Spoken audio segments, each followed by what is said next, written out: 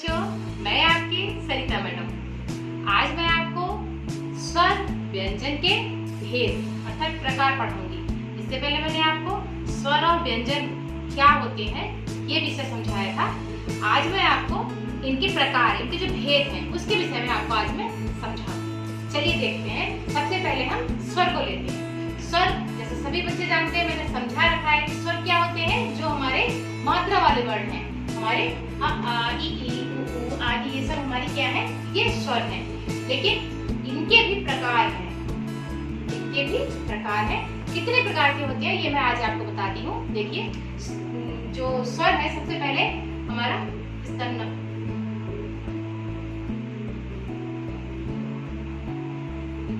ह्रस्व स्वर आता है।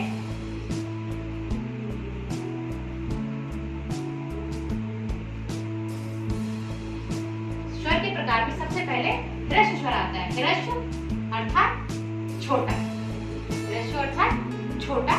जो हमारे छोटे स्वर हैं वो ह्रस्व स्वर है। सीधी सी बात हो गई। जैसे हम क्या बोलते हैं, हम जब इसको याद करते हैं, जब सबसे छोटी क्लास में जब हम आते हैं एनसी के लिए, एनसी के लिए जब हम सबसे पहले आते हैं तो हम क्या बोलते हैं, छोटा आ बड़ा आ। तो बस यहीं से तो समझ में आ जाना चाहिए कि हमारा जो छोटा है वो ह्रस्व है और जो बड़ा है वो दीर्घ स्वर है। यही स्वर के भेद है। तो हम इसमें से छोटे वाले जो स्वर है, जो ह्रस्व स्वर है, उनको अलग करते हैं। क्या है, जैसे आ, ई, उ,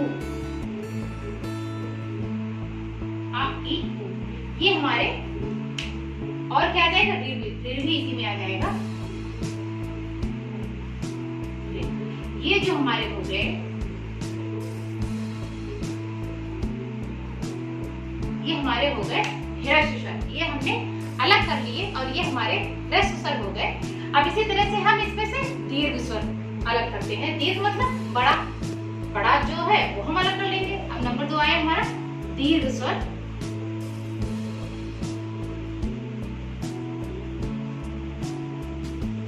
दीर्घ स्वर हम अलग करते हैं जिसमें से, जैसे कि हमने निकाला सबसे पहले आ, ई,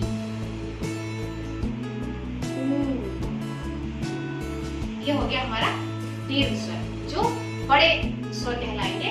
ये हमारे इस तरह से हमने देखा कि ह्रस्व स्वर हो गए 4 आ ई उ रे, और दीर्घ स्वर हमारे हो गए आ ई उ, 3 हो गए हमारे ये दीर्घ स्वर। अब हमने इसमें से ह्रस्व स्वर और दीर्घ स्वर, ये 2 तरीके के स्वर तो हमने अलग कर लिए, हमारे इसमें से अलग हो गए।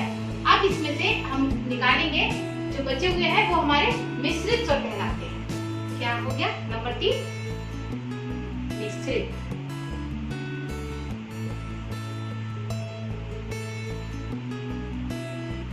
अब मिश्रित स्वर में कौन सा आता है, मिश्रित मतलब मिला हुआ, संयुक्त, संयुक्त भी हम उसको बोलते हैं। अब हम जान सकते हैं मिला हुआ मतलब जो स्वर को जोड़ करके ही बन गया है, जो स्वर को मिला करके ही जो बन गया है वो हम देखते हैं। सबसे पहले कौन कौन सा है, जैसे ए,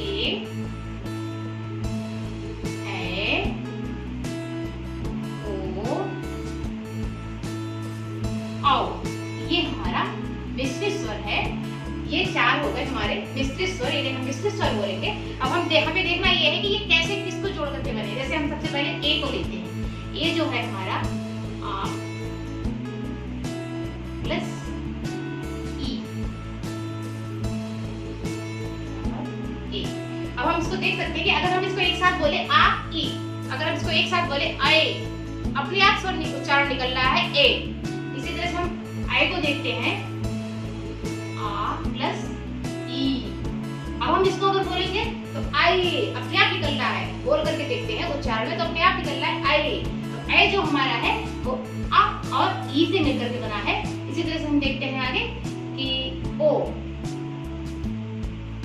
ओ जो है हमारा आ और उ, ये हो गया हमारा। अब हम इसको जोड़ करके पढ़ेंगे तो क्या निकल रहा है, आओ, अपने आप इसको उच्चारण निकल के आ रहा है। आओ, अब आ गया आओ, आओ देखते हैं आ प्लस उ, ये हमारा हो गया। अब हम इसको अगर बोलेंगे तो हम एक साथ अगर उच्चारण करके देखेंगे तो आओ, अपने आप निकल के आ रहा है आओ। तो इस तरह से हमने देखा कि ये हमारे मिश्रित स्वर है। ये स्वर को ही आपस में जोड़ करके जो नया स्वर बना है वो हमारा मिश्र स्वर की श्रेणी में आता है। इस तरह से हमने देखा कि 4 अ इ उ ऋ ये हमारे हो गए ह्रस्व स्वर और ये 3 हमारे हो गए दीर्घ स्वर और ये 4 जो हमारे बचे हुए हैं ये हमारे हो गए मिश्र स्वर। अब हमने इसमें से ह्रस्व स्वर, दीर्घ स्वर और मिश्र स्वर अलग कर लिया। अब इसमें बचा अंग और आहा। तो बच्चों हम देखते हैं कि अंग आहा जो है ये स्वर की श्रेणी में नहीं आता। हम देखते हैं कि ये हमारे वर्णमाला में स्वर के साथ ही रखा गया होता है, लेकिन ये ना तो स्वर होता है और ना ही ये व्यंजन होता है। ये हमारे एक अलग प्रकार के वर्ण होते हैं जिसको हम अयोग वहा कह सकते हैं। जैसे कि हम देखते हैं कि अंग आहा। अब इसमें अंग जो है वो अनुस्वार का मात्रा रहती है, वो अनुस्वार का वर्ण है, अनुस्वार। और आहा जो है वो आहा तो भाई विसर्ग का है, आहा निकल के आ रहा है कि ये विसर्ग का वर्ण है, विसर्ग। अब इनको हम अयोग वहा वर्ण भी कहते हैं। ये अयोग वहा है, अयोग वहा। अब अयोग वहा का क्या अर्थ है? अयोग मतलब अयोग, अर्थात क्या इसका अर्थ हुआ कि जो योग में ना होते हुए भी, जो योग में ना होते हुए भी इनके साथ रखे गए हैं। इनके योग में तो नहीं है ये, लेकिन इनके साथ में रखे गए हैं। इस कारण से ये अयोग वहा शब्द वर्ण कहलाते हैं। इनको हम अयोग वहा वर्ण कह सकते हैं कि जो योग में ना होते हुए भी साथ में रहे। ठीक है, अयोग वहा वर्ण अंग आहा हमारे अयोग वहा वर्ण है, ना ये स्वर है और ना ही ये व्यंजन है। अब हम इसके साथ स्वर का जो टॉपिक है वो हमारा ये समाप्त होता है। हम व्यंजन को लेकर के चलते हैं।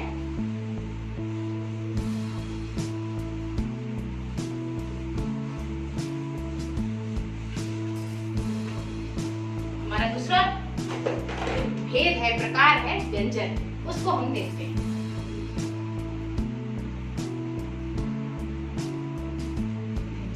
अब चूंकि हम सब जानते हैं कि व्यंजन मात्रा वाले वर्ण के बाद जितने भी वर्ण बचे हुए हैं वो हमारे व्यंजन के वर्ण हैं। अब हम इनको किस तरह से देखेंगे? देखिए हम देखते हैं, जैसे हमने देखा कावर्ग। कावर्ग में हमारे कौन कौन से आते हैं?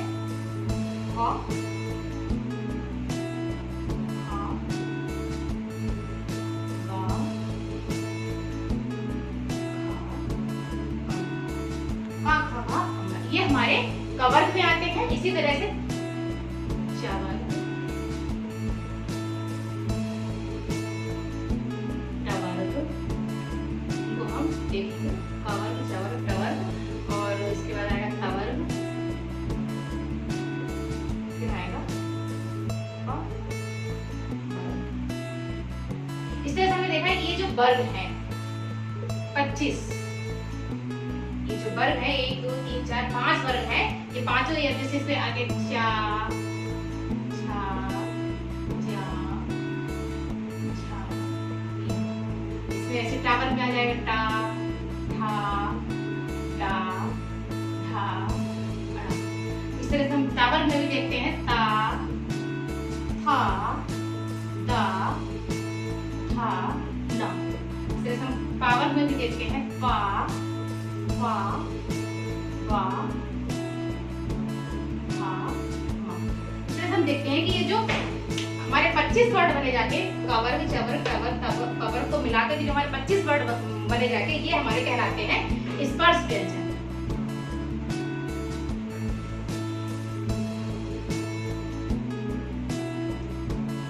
ये नंबर 1 क्या हो गया?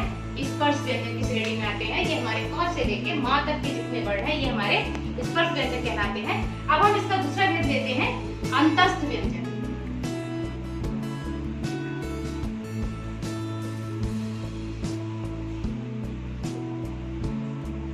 अंतस्थ व्यंजन में देखते कौन कौन से वर्ड आते हैं? अंतस्थ व्यंजन में या, रा, ला, वा, ये अंतस्थ व्यंजन में आते हैं। इनको हम जब हम बोलते हैं तो हमें ऐसा महसूस होता है कि हमारे अंतःकरण से निकल रहे हैं, या, रा, ला, वा अंदर से निकल रहे हैं, इसलिए ये हमारे अंतस्थ व्यंजन कहलाते हैं। ये हमारे 4 होते हैं। अब इसके आगे हम देखते हैं ऊष्म व्यंजन।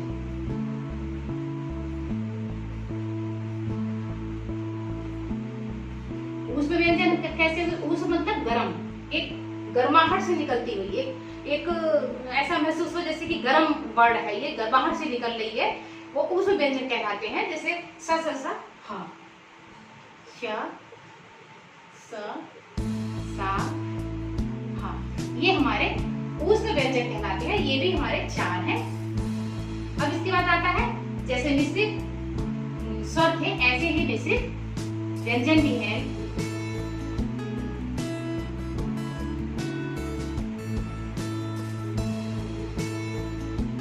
मिश्रित व्यंजन आते हैं। अब मिश्रित व्यंजन कौन कौन से हैं जो मिक्स होकर के बने हैं? जैसे हम देखते हैं छा, रा, शिरा, ये हमारे मिश्रित व्यंजन की श्रेणी में आते हैं। अब मिश्रित व्यंजन को हम इस तरह से देख सकते हैं। देखिए इधर अब हमने देखा छा कैसे बना है। छा को हम कैसे करके बना है? छा क प्लस हमने छा को जोड़ा तो छा। इसी तरह से त्रा को हम देखते हैं, ता प्लस रा को जब हमने जोड़ा तो त्रा। इसी तरह से क्या को देखते हैं,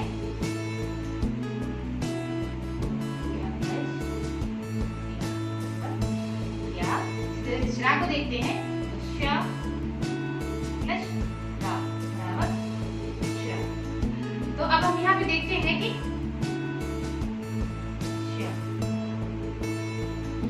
अब हम इनको इस तरह से समझ सकते हैं, ये संयुक्त व्यंजन जो है क श बराबर छा बना जाके, और इसी तरह से तो में जब हमने रा जोड़ा दूसरा व्यंजन तो त्रा बना जाके, क्या में जब हमने जा प्लस या, जा प्लस या जब बनाया जोड़ा तो क्या बना जाके, और इसमें इसी तरह से हमने देखा है कि क्या को हमने अधिकतर देखा है ज्या भी बोलते हैं। बहुत से लोग क्या कहते हैं यज्ञ, क्या की जगह ज्या उच्चारण में निकालते हैं, जो कि शुद्ध उच्चारण है, सही है, क्योंकि ये जा और या से मिलकर बना तो ज्या अर्थात क्या। इसी तरह से हमने देखा है कि शा प्लस रा बराबर शिरा। तो हम ये सब संयुक्त व्यंजन को इनको अच्छी तरह से समझ सकते हैं कि ये किन से मिलकर के कैसे व्यंजन बने हैं। व्यंजन को मिलाकर के ही व्यंजन बना है, इसलिए ये संयुक्त व्यंजन है। अब इसके बाद 2 वर्ड और आते हैं हमारे पास, अड़ा और अढ़ा। अब हम भी देखते हैं अड़ा अड़ा भी वर्णमाला के साथ में दिया होता है, लेकिन ये हमारे अलग से रखे हुए वर्ड हैं। इसको हम उच्छिष्ट व्यंजन भी कह सकते हैं।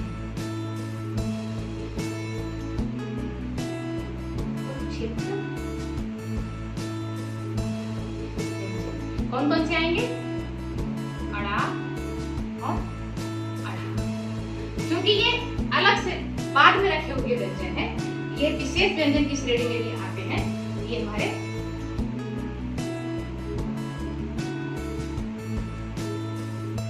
विशेष व्यंजन भी कहलाते हैं।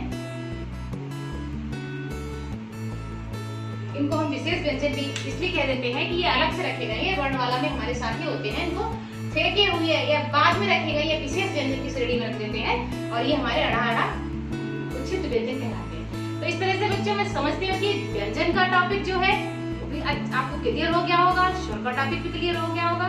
अगर कोई आपको डाउट लगता है तो हमारे लिए कमेंट जरूर दें। आपको कुछ क्वेश्चन पूछना हो, कुछ भी डाउट क्लियर करना हो तो आप हमारे लिए कमेंट कर सकते हैं। तब तक के लिए नमस्कार।